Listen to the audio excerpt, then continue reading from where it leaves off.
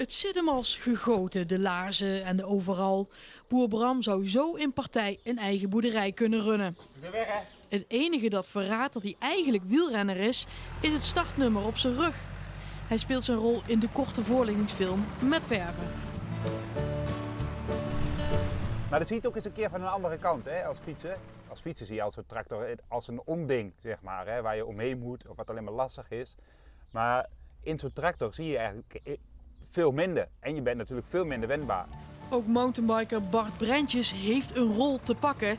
En hij ziet het vaak gebeuren, irritatie tussen weggebruikers. Ja, soms die wielrenners zijn ook wel een beetje actief bezig, dus met een hoog adrenalinegehalte in hun body. Dus er zijn al snel wel ergernissen. En ook mensen die het zelf druk hebben of die gehaast zijn of geen tijd hebben om even te wachten achter een paar fietsers. Eigenlijk zou ook een wielrenner die in Zuid-Limburg gaat fietsen eerst een keer op een tractor moeten zitten.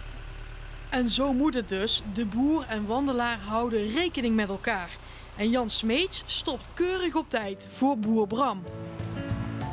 De campagne Goed gezien, boerenverstand in het verkeer is een initiatief van de LLTB in samenwerking met Limburg Cycling. Het is een hot item, want zeker in de afgelopen jaren met coronaperikelen is het nog een stuk drukker geworden. Met als logo of met teken dit, zorg dat je elkaar ziet en weet wat de ander doet en een beetje respect. En zou een filmpje dan wel helpen of zou je gewoon keihard bekeuringen moeten uitdelen? Nou, een filmpje dat helpt om de mensen echt bewust te maken. Ben een beetje galant en gun de ander wat. Tankink spreekt als oud-profrenner de amateurfietsers streng toe. En juist eigenlijk als wielrenner ben je ook wel, hè, de meeste mensen zijn hier gewoon ook de gast. Dus gedraag je dan ook als gast. Hè?